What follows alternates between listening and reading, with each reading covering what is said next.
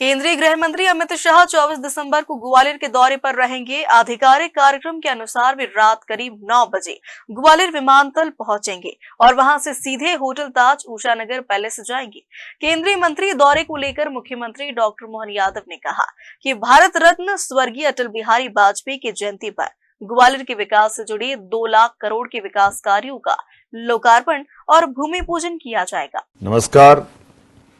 मध्य प्रदेश की धरती पर यशस्वी गृह मंत्री आज रात्रि में ग्वालियर पधार रहे हैं। कल भारत रत्न स्वर्गीय अटल बिहारी वाजपेयी जी की जन्म जयंती के अवसर पर ऐतिहासिक कार्यक्रम हमारे प्रदेश के युवा, गरीब, महिला, किसान सबकी बेहतरी के लिए लगभग 2 लाख करोड़ से ज़्यादा के उद्योग और व्यवसाय के भूमि पूजन और लोकार्पण का पूरे प्रदेश के लिए अद्भुत कार्यक्रम होने वाला है। और ये हमारे वर्ष 2025 के उस संकल्प का भी प्रतिमान रहेगा जब हमने कहा था कि ये उद्योग और रोजगार वर्ष रहेगा। इसलिए राज्य में, राज्य के बाहर और विदेश में हर जगह हमने राज्य के रोजगार के अवसर उपलब्ध कराने के लिए समस्त निवेशकों से, उद्योगपतियों से कहा था। मध्य प्रदेश की सरकार हमारे राज्य में सभी प्रकार के उद्योग धंधे चलाने के लिए आप सबका स्वागत करती है। आइए हमारे राज्य में हमारे जमीन से जुड़े हुए तमाम प्रकार के ऐसे काम जिनसे यहाँ के लोगों की प्रगति में, उनकी आर्थिक समृद्धि में वो विकास का प्रतिमान बने।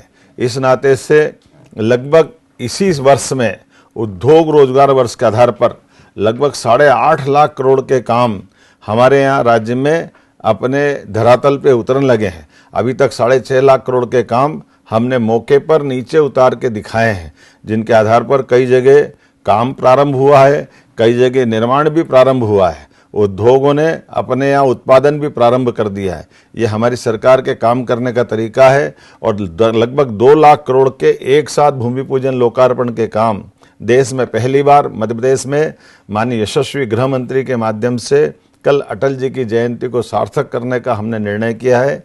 मेरी अपनी ओर से एक बार फिर इस समूचे आयोजन के लिए और समूचे हितग्राहियों के, चाहे वो रोजगार पाने वाले युवा हो, महिला, किसान हो या बेरोजगार युवक हो, या हमारे वो निवेशक जो मध्य प्रदेश की सरकार पर भरोसा करके अपने व्यापार व्यवसाय के आधार पर देश को आर्थिक समृद्धि की तरफ यशस्वी प्रधानमंत्री के आशीर्वाद से जब भारत दुनिया के सामने तीसरी आर्थिक ताकत बनने को तैयार है, ऐसे में मध्य प्रदेश भी अपनी पूरी ताकत के साथ कदम से कदम मिला करके माननीय मोदी जी के साथ, माननीय प्रधानमंत्री जी के सपने को साकार करते हुए कदम से कदम मिलाकर आगे बढ़ने के लिए तैयार है। आइए हम सब मिलकर के एक बार फिर पूरे आयोजन को सफल बनाएं। यशस्वी प्रधानमंत्री श्रीमान नरेंद्र मोदी जी का धन्यवाद, जिन्होंने हमारे अपने राज्य के लिए लगातार आशीर्वाद दिया है, और माननीय गृह मंत्री जी का हार्दिक अभिनंदन जो पधारने वाले हैं।